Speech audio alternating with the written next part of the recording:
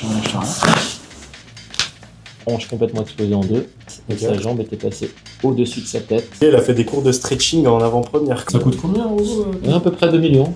Et des potes qui faisaient le SAMU, ils ont dit moi je peux plus. Donc ils ont arrêté, ils ont fait autre chose parce qu'ils dormaient toute la nuit, quoi, tu vois. Voilà. C'est le temps qu'il faut pour que ton corps il chope tous les bénéfices d'un étirement. Il a coupé en fait ses sangles du parachute, 100 mètres direct au sol. Ce type, franchement, il s'est pété de partout. Tête, thorax, abdomen et tous les membres. Tous les exos pour perdre la bosse de bison, là, ça m'énerve. Ton inconscient revoit le visage des patients, vivants ou décédés. The French ostéopathe avec The French chirurgien aujourd'hui. Le monsieur, il va craquer un petit peu de partout, histoire de le soulager un petit peu après toutes les opérations et puis surtout la promo du bouquin. Nouveau bouquin là sur les petites anecdotes au blog de ce que tu m'as dit. Absolument, ça s'appelle Secret Block, qui va sortir en septembre et puis la promo est en cours en ce moment. Impeccable. Et puis effectivement, comme je te disais, avec le boulot, on est coincé un peu du dos et des épaules. Bah regarde, on va commencer avec une technique très tranquille. Pour ça, je vais te demander de mettre la main sur la hanche comme si tu faisais la star. Là, c'est pour ton épaule. Celle-ci, je ne viens pas tout le temps, on va voir ce que ça donne. Je vais te demander de forcer avec le coude vers l'arrière, de toutes tes forces. Tu viens à fond. Allez, t'as plus de force que ça. Nickel. On te met dans le bain, tout gentiment. Tranquille. J'ai jamais été manipulé. Hein. C'est la première fois de ta vie que t'es manipulé? Première fois de ma vie. Oh, bah ça va être drôle alors, tu vois. Parfait, tu pousses à fond. Impeccable. Tu vois, tout simple, efficace. Ouais. Tu sais un petit peu ce qui se passe quand on vient faire les manips comme ça? Quand on vient faire craquer un petit peu? Alors, pas du tout. Tu vois, dans les articulations, tu as la capsule articulaire. Et en fait, quand on vient faire craquer, bah forcément, pour ceux qui connaissent pas, du coup, vous avez deux os ensemble, du liquide synovial, donc pour lubrifier l'articulation, et une capsule qui empêche le liquide de partir n'importe où, grossièrement. Ouais. Et quand on vient faire craquer, on vient décomprimer très rapidement l'articulation. Et en fait, il y a une sorte de changement de pression qui se fait dans la capsule. Ce qui fait que du coup, ça fait un bruit de craquement par une petite bulle d'air qui se forme dedans. D'accord. Tu vois, c'est une sorte de cavitation pour simplifier le truc. Et c'est ça qui fait le craquement. Mais c'est pas le craquement qui te donne les effets, c'est la décompression rapide de l'articulation. Ok. Tu vas mettre une main, voilà, comme si tu te faisais arrêter par la police. Et tu vas prendre une grande inspi, et tu vois, sur l'expied, tu te laisses tomber en arrière, en te relâchant au max. Et tu relâches tout, relâche. Et voilà. Impeccable ça. Ouais. Et tu peux tout relâcher. Bon, comment c'est le ressenti pour ça? Écoute, ça se passe bien. Pour l'instant. Je m'attendais à pire là avec les 400 rendez-vous sur Paris. Après, je fais pas mal de sport aussi de mon côté. Moi. Ouais, bon bah. Natation, escalade, squash. Ah oui, quand même, monsieur est sportif. Absolument. C'est le truc le plus dur à chaque fois avec mes patients, les positionner. Ah, non, mais moi, c'est pas... La spéciale, c'est passer sur le dos et il passe sur le ventre. Hop, là tu relâches. Bien, je t'amène un petit peu en torsion. Celle-ci, tu vois, je vais ramener ton bassin vers moi, juste un tout petit peu plus loin, plus rapidement. Toi, tu prends juste une grande inspire, t'expires et tu te relâches. Tu relâches. Voilà. Impec. Ça donne quoi les lombaires? Ça va? Ça va aussi. Ça me fait rire. T'attends de voir ce qui se passe avant de dire pour faire les petits tests. Ouais, juste après, quand je te ferai des mobilisations, si ça te dit, tu me racontes des petites anecdotes un peu improbables que t'as eues à l'hôpital. Ah ouais, carrément. Des trucs de fou là que t'as dû en voir pas mal, je pense. On en a vu beaucoup, on en a entendu beaucoup. Ouais. Aussi. Genre le motard qui s'explosait, c'était des potes qui étaient sortis en SAMU. Ouais. Un motard qui est tombé en moto mais à grande vitesse et sa jambe était passée au-dessus de sa tête avec la hanche complètement explosée en deux. Le gars, il a fait des cours de stretching en avant-première, quoi. Ouais, stretching bien forcé, quoi. Bien forcé. Ah ouais, ça devait pas faire du bien. Et le gars, il s'en est remis après ça ou Le gars, il s'en est remis. Les chirurgiens orthopédiques qui l'ont opéré, ils ont réussi à sauver sa guibole. Bon, après, il y a une prothèse de hanche derrière, mais... Ah, quand même, ouais. Ça s'est bien passé, quand même. Le gars pouvait remarcher, quoi. Absolument. Okay. Il est pas mort. C'est déjà bien. Hop. Et bah, écoute, je te laisse prendre une grande inspire. Comme ça, toi aussi, tu remarches au top après. Et tu relâches tout, tu relâches. Et voilà. Impeccable. Ah bah, celle-là, elle a filé bien aussi, pour le coup, tu vois. Ah ouais? Je pense qu'elle a même plus marché que celle de l'autre côté. Ouais, t'as plus de ressenti. Ah ouais, carrément. Ouais. Les petites lombaires en spirale comme ça. Ah ouais, c'est assez sympa. Ça s'appelle un rouleau lombaire, ça. Un rouleau? Ouais. Ok. Des fois, les gens ont un petit réflexe de se contracter, tu vois, et ça maintient un peu trop l'articulation. Ok, allez, venu, c'est parfait. Là, j'étais plus détendu. Ouais, c'était mieux. Donc, je te disais que moi, effectivement, à gauche, j'ai quand même vachement mal, notamment au niveau du tendon d'Achille. Ok. Parce qu'avec la natation, etc., le fait de crawler et de reprendre des appuis pour me rebalancer, j'ai extrêmement mal tout le temps au tendon d'Achille. Et dès que j'arrête la natation, j'ai plus mal. Et direct, t'as la palpation, il te fait mal, t'as une sorte de petite boule dessus, un petit peu. Bah, c'est ça. Dès que tu le palpes, ça te fait mal tout du long, quoi. Ouais, comme je te disais, le top pour ça serait plus avec les copains kinés. Ouais. Tu vois, dans l'idée, en fait, il faudrait que tu renforces ton mollet Donc, du coup, le mollet, tendon d'Achille, c'est la même chose. Hein. De toute façon, c'est pas toi que je l'apprends, c'est plus pour les copains juste ici. Mais dans l'idée, exo tout bête que tu pourrais faire, ça serait te mettre sur une marche d'escalier avec le pied légèrement dans le vide, sur la pointe des pieds, avec le pied un petit peu sur le bord de la marche. Je redescends, je m'arrête là. Et au fur et à mesure que je progresse, je peux me permettre de redescendre un tout petit peu plus bas pour faire plus d'amplitude. D'accord, ok. Qu'en général, ce qui a tendance à être douloureux sur les tendinopathies, c'est vraiment l'étirement. C'est ça qui vient faire mal. Absolument. Ouais. C'est pour ça qu'on veut renforcer, mais quand même réhabituer un peu de temps en temps à venir chercher un peu d'étirement, mais toujours en respectant la douleur, quoi. Bien sûr, on va trouver le seuil douloureux, puis on va voilà, c'est ça. Par rapport à ton adducteur, là. Skimboard, là, c'est pareil. Ici, super mal aussi, donc c'est pour ça tu nous as fait une sorte de grand écart, forcé. Un pied sur le ski, mais l'autre dans le sable, et là. Ah, ça, c'est pas. C'est pour ça que ma jambe gauche est plus que fragile. Là. Ça aurait fait une sacrée vidéo, ça, pour ton compte. Et chose aussi que je t'ai pas dit, c'est que quand j'étais petit, je me suis fait cartonner par une voiture. Et je me suis fait une luxation postérieure de hanche complète. Oh, impeccable, ça, tu vois. À 8 ans. À 8 ans, ça réveille, hein. Donc, on l'a remis dans le droit chemin, entre guillemets, très rapidement. Ah, faut y aller. Mais en plus, ça me fait rire parce que je dis tout le temps à mes patients, vous inquiétez pas, votre hanche, elle va pas se déboîter toute seule. Faut 50 kilos de force, même sans muscle. Voilà, c'était une voiture. Là, je peux te dire. Donc, voilà. Ah, là, ça a dû y aller. La voiture a gagné. Ah, bah, tu m'étonnes. Mais en même temps, les 50 kilos de force, ils sont largement passés, là. Ils étaient largement, là, c'est clair. Alors, souvent, parce que toi, je dis ça à mes potes ortho, et ils ont tous la même réaction. Ils me disent, non, mais t'as pas mal. Ils me disent, parce que tu vas faire de l'arthrose précoce de hanche, etc., etc. Et donc, ça va? Bah, pour l'instant, ça va, mais je te disais, quand je fais des marches prolongées, j'ai vraiment mal à ma hanche gauche, tu vois. Et en règle générale, ils disent que quand on fait des luxations postérieures comme ça, jeunes, on a tendance à avoir une coxarthrose plus précocement, quoi. Et t'as fait des examens un petit peu? T'as regardé? Bah, pour l'instant, non, j'ai rien fait encore. Ah, c'est toujours le cordonnier. Le médecin, voilà, le médecin, c'est le pire des patients. Donc, le cordonnier est toujours le plus mal chaussé. Ah, ouais. C'est comme moi quand je mets la table tout en bas et que je finis avec des douleurs de dos. Oui. Alors que toi, maintenant, moi, j'y pense systématiquement quand j'opère. Je demande tout le temps de lever la table. Et avant de commencer d'opérer, je me mets pile. Je suis à l'aise. Ouais, un peu vers le bas. Okay. Voilà, tu vois. Je vais le faire à plusieurs reprises aussi pour tes os du pied. Ok. Tu vois, ça vient décomprimer pas mal. Il n'y a pas forcément de craquement, ça dépend des fois.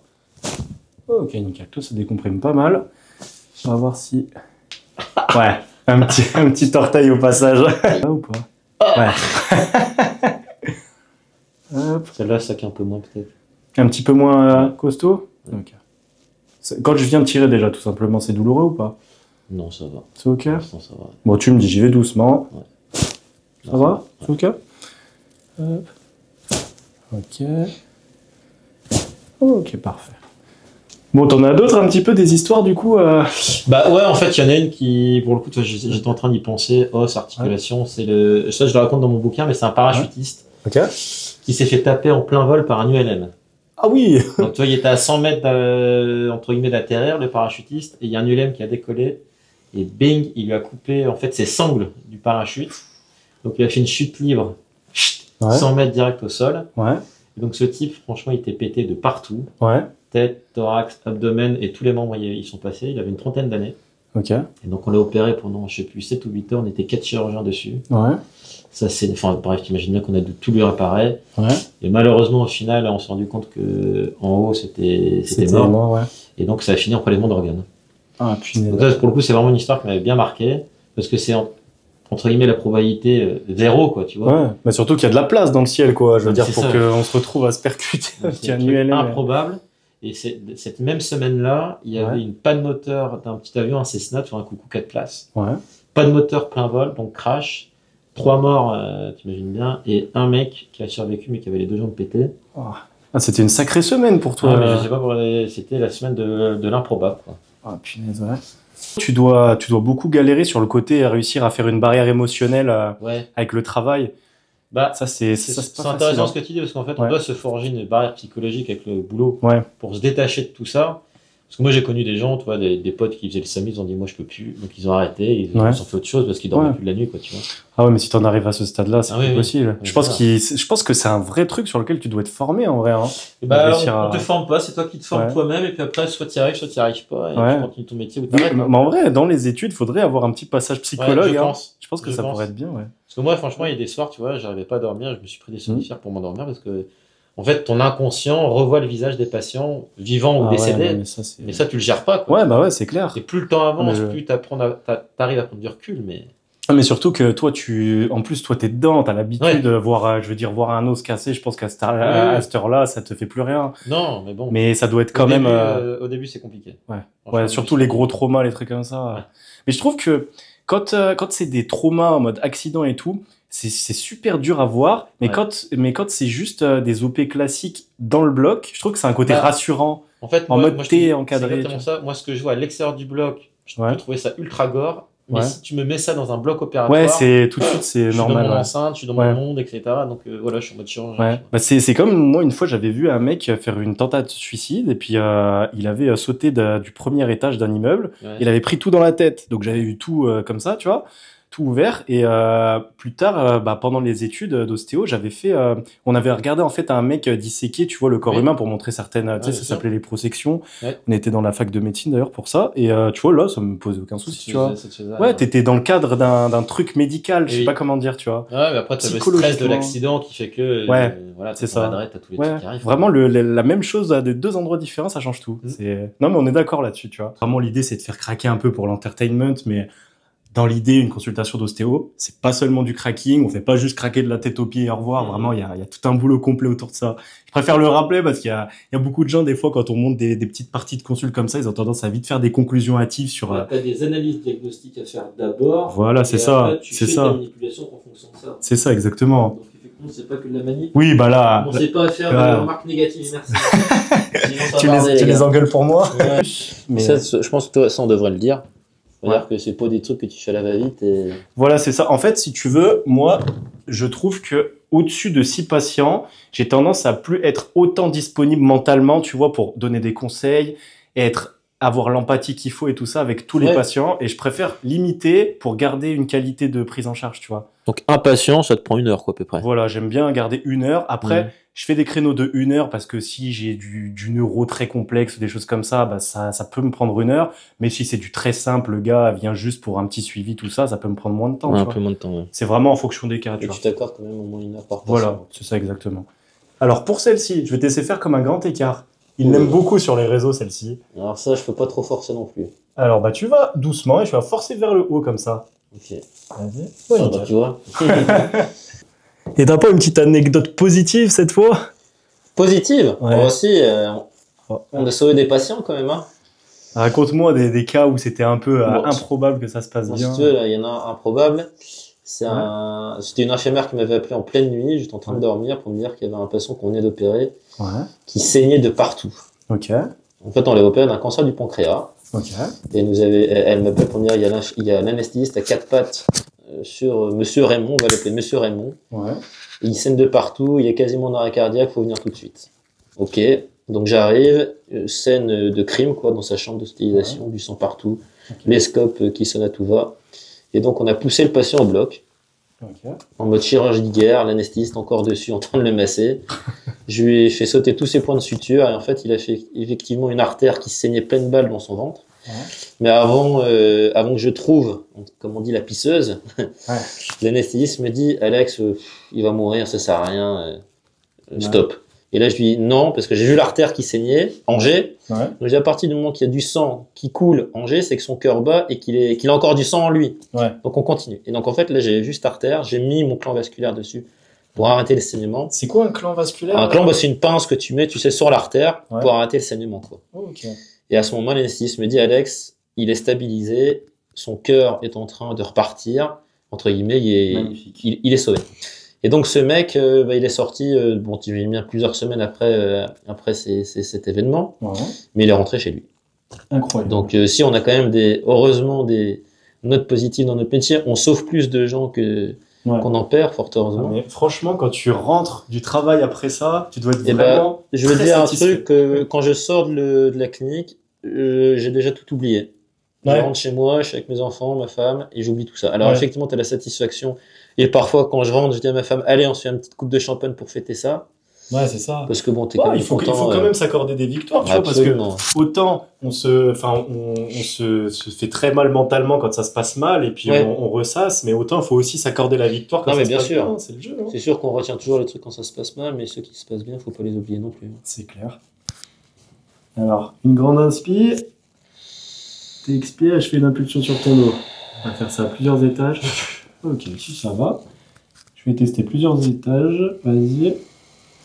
On va voir ce qu'il nous reste en échelle. Et tu relâches. Ok. Bon, ça a l'air d'être pas mal là. Ça, c'est un truc sympa. Ça rend tout le temps les gens très curieux. Des petits craquements quand tu viens de tirer la peau comme ça. Oui, j'en ai vu plein ensuite, ça. Comme ça. Il y en a qui font ça aussi sur le cuir chevelu, t'as déjà vu ça? Ah, j'ai jamais vu. Les gars, il y a des vidéos qui traînent en disant on traite les migraines, on s'en craquait les cuirs chevelus.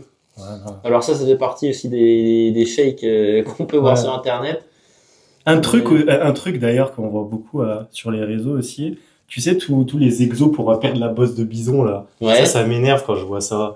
Tu sais, alors on est d'accord, avec un œil de chirurgien, c'est une poche graisseuse qui vient se mettre ici. À aucun moment t'es censé avec un exo faire disparaître cette poche. Non, le seul moyen c'est d'aller voir un chirurgien esthétique et faire une lipoaspiration quoi. Ouais, voilà, c'est ça. Une pour tous les gens qui regardent ça, la bosse de bison ne peut pas disparaître en faisant des exercices bizarres avec le menton ou je ne sais quoi. Faut pas croire tout ce qu'on voit sur internet, les amis. C'est ça. Ouais, c'est une poche de graisse. On a tous tendance à stocker le gras à des endroits différents au niveau du corps. Des gens stockent plus au niveau des hanches, d'autres au niveau du ventre. Et en fait, ça peut venir se stocker légèrement au niveau de la charnière cervico-thoracique ici. Et c'est ça qui fait la sorte de bosse de bison. Et même si on ne l'avait pas avant, c'est simplement qu'on s'est mis à stocker dans cette zone-là. Et il n'y a pas d'exercice pour ça. Donc, vous retournez pas les cervicales à faire des trucs bizarres là avec le coup. Pitié. Limite pour harmoniser, peut-être développer ses trapèzes. Pour avoir des trapèzes plus gros, pour effacer un peu la bosse de bison. Pour que les trapèzes soient plus gros que la bosse de bison. Il y a du taf. Faut y aller. Il y a du taf. C'est celui-là, parce que je me le suis pété. Je vais été opéré. Dis-moi. Clac. Broche et tout, donc je suis limité à fond en extension, en supination. Bah, tu vois, je peux te conseiller un truc pour. T'avais de la kiné un peu J'en ai fait pas mal, mais bon, ça remonte, ça a 10 ans quoi le trauma. Ouais, t'as pas plus insisté que ça sur la mobilité. Bah, j'en ai fait pas mal quand même avec mon kiné à l'époque, si. Ouais. J'en ai fait pas mal, mais là, je pense que toi, parce que même quand je force, là, je sens tout de suite, c'est que ça. Bah, regarde, un truc que je conseille très souvent, c'est des Pads and Rails. Je sais pas si ça te dit quelque chose. C'est quoi ça? C'est un truc, c'est un exo en fait. Tu vois, la mobilité, ça va être le mélange d'étirement, donc d'avoir de la souplesse tout simplement, et aussi de contrôle moteur. Pour qu'en gros, si tu pars loin dans l'amplitude, tu puisses retenir pour éviter de te blesser. Et du coup, bah toi, vu que tu as un manque d'amplitude, bah c'est bien de le travailler. Tu as du mal à aller comme ça. Ah bah moi c'est ça là. Tu vois, l'extension, voilà, exactement. Je compense à mort. Bah tu vois, dans l'idée, faudrait en utilisant une table, je mets haut parce que je sais pas si je rentre dans le cadre. En utilisant une table, tu vas t'appuyer comme ça, tu vas maintenir 2 minutes, l'étirement le plus lointain que tu es capable de faire. Tu vois, 2 minutes, c'est le temps qu'il faut pour que ton corps il chope tous les bénéfices d'un étirement. L'étape d'après, tu vas venir forcer dans le sens opposé. Tu vois, donc toi tu veux gagner là-bas, donc tu forces vers le bas. Donc contre la table toujours, tu forces, bien en engageant les doigts, le poignet, tout la totale. 30 secondes. Du début à la fin, tu augmentes ta force jusqu'à que tu sois 100%. Tu vois, au bout de 30 secondes, tu es à fond comme ça. Et ensuite, tu relâches et tu forces à fond là où tu veux gagner pendant 10 secondes. Tu mais toute ta force. Et même si ça décolle pas, c'est pas grave, tu forces à fond comme ça. Voilà, ça va faire en sorte que tu chopes du contrôle moteur pour gagner en amplitude, tu vois. Rien de plus. Je me suis fait ce poignet là au foot. Voilà, je me suis pété cette jambe là au foot. Voilà. Tibia, tu nous as pas fait fracturer. Tibia, non, mais bon. C'était pas très beau, quoi. Voilà, bien comme il faut. Qu'est-ce que j'ai fait encore? Le doigt, celui-là, coupé dans une porte. Ah ouais, bah. Bing, heureusement, ils ont pu le récupérer quand même. Voilà, puis mais coupé net? Ah, coupé net. Ah, tu l'as ils l'ont j'avais 2 ans et ma mère étant médecin, elle a eu le bon réflexe de le garder, de le mettre dans la glace, tu sais, au frais, etc. Puis, faut, si jamais tu te le coupes, il faut le mettre dans une poche et après dans de la glace. Voilà, c'est ça, faut pas que ça soit en contact directement avec la glace. Et ils ont pu me le réimplanter. Bon, à savoir si quelqu'un se coupe un doigt. Voilà. Bah, ça, j'en parle dans mon bouquin, justement. Que faire quand on a un membre qui se coupe? Je mettrai en description un petit truc pour rediriger vers. Ouais, carrément, bon, on pourra le montrer à la fin. Secret au bloc, je te laisse présenter. Voilà, c'est un bouquin, j'ai mis 1 an quand même pour l'écrire, ça s'appelle Les Secrets de Bloc. Donc, je l'ai fait avec Solar, l'édition Solar.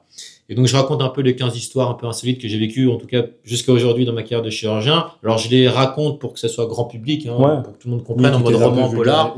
Voilà. Et puis, à la fin, je fais des petits encarts pédagogiques pas trop lourds, en fonction de la thématique de l'histoire abordée. Et quand ça s'y prête, des petits schémas, et j'ai fait des QR codes pour envoyer des vidéos en complément. Ok, magnifique. Même coup des poignets, du coup, comme je disais. Ouais. Maîtrisé maintenant. Ouais, depuis le temps. Il n'y a plus de matériel chirurgical, de toute façon, Ouais. dedans. Bon, bah, parfait. On va tout retirer. Tu me dis si jamais t'es sensible, tu vois, sur la manip ici. Ça va. Bon, tu vois, ça a l'air d'aller. Ok. Sympa celle-là. Là, on l'a bien entendu. Ok, ça a l'air d'aller. De toute façon, tu vas me débloquer un truc. Ok, ça a l'air d'aller. On est bien pour le coude. Hop, je redescends un peu pour le poignet. Et après, Ouais, c'est tu sens aussi la différence entre un droitier, un gaucher. Bah, en vrai, ça, je le sais déjà de base, en fait. Ouais, parce que j'observe beaucoup, tu vois, Ouais, les c'est gens, ça. quand ils viennent dans le cabinet, tu sais, vois, tu regardes beaucoup la posture, la marche, et c'est c'est t'en dis déjà- déjà beaucoup. Ouais. ouais. Bon, c'est pareil avec le taf, pour le coup, tu vois, les poignets, on les sollicite énormément aussi. Hein. Ah, c'est clair. Et tu utilises un petit peu les machines, des fois, tous les trucs là qui existent maintenant Les robots Ouais. Bah, dans le monde, on va en avoir dans pas très longtemps à la clinique. Et tu vas être formé, du coup, pour ça Ouais. Ouais. Bah, c'est un an de formation. Ok. Mais là, pour le coup, ça va nous soulager parce qu'en fait, on opère en étant assis, on pilote le Ouais. robot avec la petite manette et on Ok. est assis. Ok, bah magnifique. Ouais, du coup, ça va t'éviter beaucoup de Ça va surcharge de préserver, travail. Ouais. ça va faire du bien. Bah, du coup, ça te permet d'opérer plus de gens à la journée. Alors Ok, non, pas forcément Non, même parce pas que la procédure avec le robot, c'est plus long. Ok. Parce qu'en fait, tu vas préparer tout le robot. Mais c'est toi qui le prépares, du coup Il y a des gens qui le Bah, les infirmières qui m'accompagnent, elles sont formées pour. Ok, ça marche. Voilà.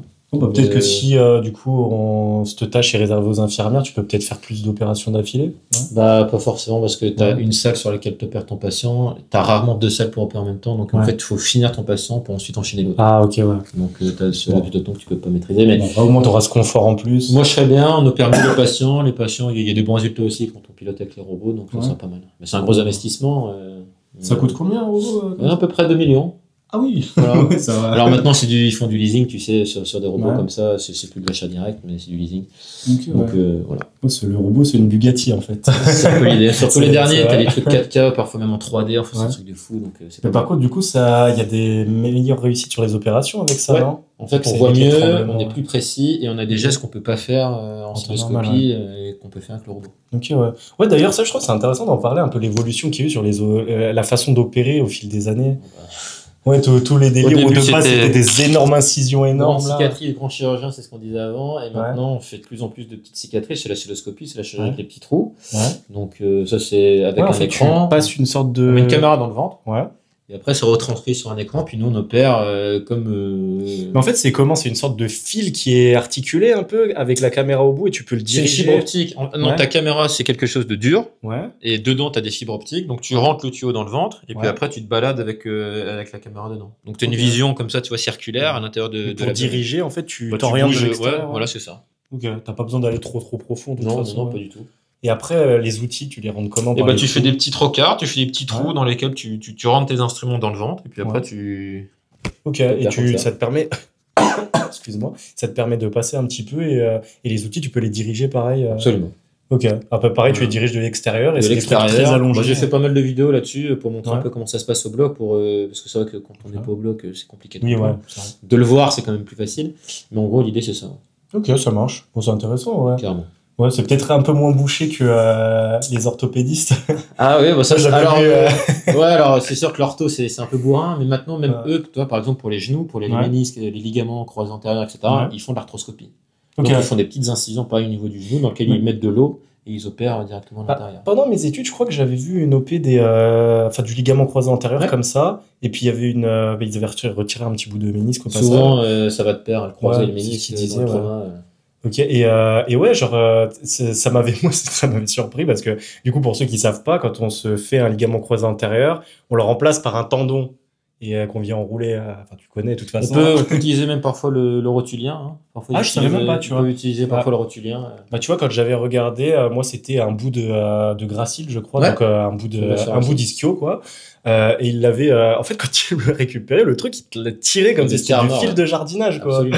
C'est exactement Vraiment, moi, ça m'avait surpris parce que limite, il était là avec le pied sur le genou et il Bien tiré, tirait ouais. comme ça. Ah, c'est impressionnant ça. Mais ouais, mais moi, je me disais, mais comment ça fracasse pas le genou de l'intérieur, un truc comme ça? Ah ouais, bah, tu seras C'est- impressionné de la force qu'on qu'on met même nous quand on opère sur le corps humain. Même quand on fait des césariennes, parce que j'ai déjà fait aussi des césariennes, pour écarter les abdos. Mais moi, je mets toute ma force, comme ça, pour écarter. Mais vraiment toute ma force. Ok. Tu vois, c'est si résistant que ça. Ok, ouais, c'est vrai qu'on s'en rend pas compte. Il faut l'avoir. C'est vrai que les femmes, elles ont mal après les césariennes. Ouais, bah, on s'en doute, du coup. Ah ouais, ça doit être bizarre la première fois que tu vois ça. Ouais. Tu dois écarter un ventre comme ça. Ouais. Bah, je le fais encore maintenant. Alors, c'est pour la chirurgie, quand j'opère des cancers, tu sais, du rectum, des trucs comme ça. Je fais une petite césarienne en bas pour après sortir le bout de côlon. Ouais. Et donc, j'en fais une. Donc là, pour le coup, je force pour ouvrir les abdos, quoi. Oh, punaise, ouais. Et toi, tu bosses que sur le digestif, du coup? Ouais. Tout ce qu'il y a dans le ventre. Tout ce qui est au niveau du ventre. Ça peut t'arriver de faire de l'urogénital, par exemple, aussi? Ou alors, c'est plus réservé une spécialité? non, nous, l'avantage en chirurgie viscérale, c'est qu'on sait toucher un petit peu à tout. Alors, quand on sait faire, on fait. Et quand on sait pas faire, on appelle un collègue pendant le bloc pour venir nous donner un coup de main. Okay. Mais nous, l'avantage, c'est qu'on est vachement polyvalent dans les disciplines. Et dans l'idée, quand tu dis il y en a qui savent faire, d'autres qui savent pas faire, c'est plus au niveau des stages qu'ils ont eu pendant les études? Absolument, c'est pendant. Alors en fait, toi, avant, il y a plusieurs années, on pouvait faire de la chirurgie générale, donc on faisait un peu de tout. Maintenant, c'est plus trop d'actualité. Mais après, c'est chacun fait son truc à lui, quoi. Tu te surspécialises dans un domaine. Mais et en général, c'est comment que tu choisis un peu? C'est genre, par exemple, t'avais ton mentor dans la chirurgie qui était moi, j'ai mon père. Mon papa, lui, était chirurgien. Il a pris sa retraite il y a pas très longtemps. Ça, c'était un chirurgien général, mais il faisait surtout du thorax et de l'abdomen. Et moi, je l'ai vu beaucoup opérer. C'est vrai que l'abdomen, ça m'a toujours intéressé. Et sinon, après, quand t'as pas la chance d'avoir ton père chirurgien, tu passes dans plein de services et tu te fais ta propre idée. Ok, ça marche. Parmi tes stages. Et après, tu choisis un peu qu'est-ce qui te plaît le plus, et puis tu essayes de te rapprocher des gens qui bossent là-dedans. Et après, tu vas voir les patrons, tu demandes un poste. Et puis après, t'as un peu ce choix possible quand même. Tu peux un peu essayer de te diriger. C'est toi qui choisis. Ok, ça marche. C'est toi qui choisis. Ouais, c'est intéressant parce que je pense qu'il y a beaucoup de flou là-dessus pour les gens qui sont pas dans le domaine, tu vois. Les études chirurgicales, c'est pareil, c'est très particulier. On a quand même 13 années d'études. Ouais, c'est 13 ans d'études, donc c'est très long et c'est très spécifique. Et au niveau des stages, t'as tellement de disciplines possibles, imaginables. Ouais, mais c'est ça, mais c'est intéressant parce qu'en plus, dans l'imaginaire collectif, il y a beaucoup ce côté, le gars est médecin, donc il sait tout. On a des bases, on a tous les mêmes bases communes, mais après, moi, toi, par exemple, parce que je suis un médecin généraliste en cabinet, je pourrais pas le faire. Oui, c'est ça. J'ai des bases, mais je m'entraîne plus là-dessus. Oui, c'est pour ça qu'il y a des médecins généralistes, des radiologues, des endocrinologues, dans des choses. Chacun son métier. Ouais, parce qu'il y a beaucoup, en France, c'est beaucoup en France, j'ai pas l'impression que ce soit trop dans d'autres pays, je sais pas trop. Mais ouais, en France, il y a beaucoup ce côté, le gars est médecin, donc sa parole est vraie pour tout. Ouais, je sais ce que tu veux dire. Et il sait tout faire, tu vois. Non. Mais c'est pour ça que des fois, c'est dur des fois, tu vois, quand par exemple, t'as des médecins qui sont pas trop spécialisés sur tous les problèmes musculo-squelettiques, donc on rencontre nous par exemple au cabinet, et ils vont dire un truc qui est pas forcément le meilleur truc à faire, et c'est compliqué des fois de réaiguiller un peu le patient quand il y avait une petite subtilité, tu vois, que forcément le médecin n'est pas formé là-dessus à 100%, et des fois il y a une petite subtilité qui fait que la meilleure option n'était pas forcément celle du médecin, et c'est très très dur. Maintenant, tu vois, moi j'ai pas mal de potes de médecins généralistes qui passent un DU de médecine du sport. Ok, ouais. Ça c'est pas mal. Ouais, ça c'est vraiment bien parce qu'ils se forment, ils font un DU qui dure 1 an aussi, je crois, et après ils font que de la médecine dédiée aux sportifs. Magnifique, ouais, ça c'est cool. Ça c'est pas mal et ça permet de bien orienter après vers les gestes. Ouais, parce que il y a un gros souci là-dessus, je trouve, avec mon œil, tu vois, de thérapeute manuel, c'est que je trouve que beaucoup trop de sportifs sont pris en charge dans la médecine comme des sédentaires. Tu vois. C'est-à-dire que, je sais pas, le mec qui fait du sport 6 fois par semaine, on va lui dire, oh, c'est pas grave, opère pas ton ligament croisé, c'est bon, tu peux le laisser passer comme ça. Alors que, tu vois, pour son cas, ça serait peut-être plus intéressant, vu que t'avais ce ressenti-là, toi? Ouais, c'est ça. Ou alors, je sais pas, là, j'ai pas les idées qui me viennent en tête, là, tout de suite. Faudrait que je réfléchisse. Peut-être que je ferai un petit encart en rajoutant une si j'y pense plus tard. Ouais, c'est ça. Mais, il y a beaucoup de cas où, tu vois, on va prendre en charge le gars comme si, bon, c'est bon, quoi. Il fait pas de sport, on s'en fout, laisse tomber, tu vois. Soit il passe ça passe tout seul. Tu vois, je sais pas, une mamie, par exemple, on va pas lui faire une opération de tel truc, du croisé, par exemple. Oui, après, c'est sûr, il y a des indications à poser intelligemment, quoi, mais. Voilà, c'est ça. Après, ça dépend vraiment des cas. Faudrait que je réfléchisse, mais il y a beaucoup de cas, tu vois, où les gens sont pas conseillés. Par exemple, tu vois, truc tout bête, tu vois, le mec qui se tape des douleurs d'épaule au développé couché à la muscu depuis, je sais pas, 1 an, souvent, ça va être parce que le gars, il a un manque d'amplitude de base, tu vois, encore cette histoire de mobilité. Souvent, je donne l'exemple, tu vois, le développé couché, tu ramènes en bas du mouvement, ta barre, tu ramènes ton épaule en extension. Donc, en fait, bras tendu, ça revient à ça. Et des fois, le gars, il a que ça d'amplitude en extension. Donc, l'amplitude complète, ça revient à ça. Donc, ton développé couché, il est pas fini. Donc, le gars n'a pas l'amplitude de base et il rajoute le poids de la barre. et il va chercher encore plus loin. Okay. Forcément, l'articulation n'est pas contente. Et ce mec-là, quand il va venir chez un médecin généraliste qui n'a pas forcément fait de spécialité dans le sport, et ben on va lui dire, bah, tu as une tendinopathie, va faire un peu de kiné. Il va peut-être aller faire du kiné avec un kiné qui n'est pas spécialisé dans le sport aussi. Ouais. Et du coup, on va pas lui trouver le truc qui pose souci. On va lui faire des exos basiques de renfo, tu vois, pour le supraépineux. Qui sont pas suffisants. Et c'est même pas ça qui pose souci, tu vois. Ouais. Et le gars, et c'est comme ça que tu as des errances thérapeutiques où le gars, il se traîne des douleurs pendant 10 ans, alors qu'en fait, il aurait pu s'en débarrasser en 2 mois. Ouais, je vois ton point de vue, ça c'est sûr. Bon, après, moi, c'est pas tout mon domaine, mais d'entendre ça, je comprends maintenant. Même ça m'a beaucoup surpris quand je prends en charge des sportifs pros. Je me rends compte qu'on leur explique pas du tout pourquoi on fait chaque chose. Et du coup, ils sont pas forcément orientés correctement. Et eux, ils savent pas quel est le truc indispensable à faire rapidement ou pas en termes d'exercice, tout ça. Et du coup, ils se traînent des blessures plus longtemps. Mais le fait de comprendre ce qu'on fait, c'est 50% de traitement. Moi, je dis pareil avec mes patients. Si vous avez compris ce que je vous ai expliqué, ce qu'on va faire, c'est ça. C'est au moins 50% du traitement. Et c'est après, ça, tu vois, on réfléchit beaucoup, toi, ce qu'ils vont faire après derrière, parce que tu vas pas tout le temps le manipuler, ils ont quand même des exercices, j'imagine, à faire de leur côté. Il faut qu'ils fassent les bons, quoi. C'est ça. Mais justement, moi, je prends bien 15 minutes en fin de session où je prends le temps d'expliquer les exercices qu'il faut faire, pourquoi, à quoi ça sert. Et moi, pour moi, c'est très important que les gens comprennent ce qu'on fait aussi, tu vois. On a la même mentalité là-dessus. Parce que tu vois, si je le prends, que je manipule de A à Z à plein d'endroits et tout, il va pas comprendre pourquoi, tu vois. Pourquoi t'as fait ça. Ouais, c'est ça. Bah, des fois, par exemple, tu peux travailler un truc tout bête au niveau de la posture. Des fois, tu as des gens qui ont mal au dos parce que tout simplement, ils s'appuient plus du côté droit, par exemple, sur la jambe. Et du coup, ils viennent, tu vois, un peu dans l'idée, ils s'appuient plus comme ça. Du coup, ils compensent avec le dos comme ça. Du coup, ils viennent surstimuler un peu le dos dans l'inclinaison opposée pour essayer d'équilibrer. Et tu vois, le truc tout bête, tu peux venir travailler sur la jambe sursollicitée. Mais du coup, eux, ils ont mal au dos. Oui. Du coup, tu vois, ils comprennent pas. Et dans l'idée, si tu lui expliques, bah, forcément, le traitement, il marche tout de suite mieux aussi. Parce que le patient, il comprend qu'est-ce que tu fais et pourquoi. Et ça, après, le nombre de postures où, tu vois, être assis, où on est tout le temps comme ça. C'est ça. Le fait de se maintenir droit, les trucs ponts aussi, pour ramasser un truc au sol, bah, plutôt descendre comme ça. Tu vois d'ailleurs, c'est super intéressant que tu dises ça. Parce que aussi, ça, mauvaise croyance comme quoi il faut absolument se tenir droit ou plier les jambes pour chercher des choses par terre. Et ben ça, au final, ça a été très controversé. Enfin, ça commence à être de plus en plus controversé et on se rend compte que c'est pas vraiment utile de faire ça. D'accord. C'est même peut-être plus contre-productif dans certains cas. Par exemple, tu vois, toutes les colonnes vertébrales sont pas pareilles et la posture de repos d'un mec va pas être la même qu'un autre. Et tu vois, il y en a certains, ça va être peut-être au repos comme ça. Et en fait, si ce mec-là, sa posture de repos, c'est ça, et que tu le forces à se tenir droit. Donc, faut s'adapter en fonction de chaque. Voilà, c'est ça. Bah, là, le gars, il va bosser 3 fois plus avec son dos, et en fait, il va se retrouver avec des douleurs lombaires. D'accord.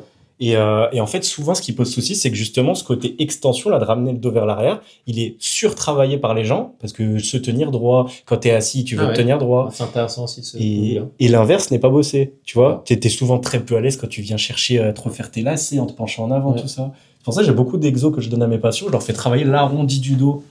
Et même, il y en a pour les plus sportifs où je leur donne carrément un exercice en musculation où tu viens carrément te mettre sur un step pour être surélevé, prendre une barre et venir chercher l'étirement dos rond.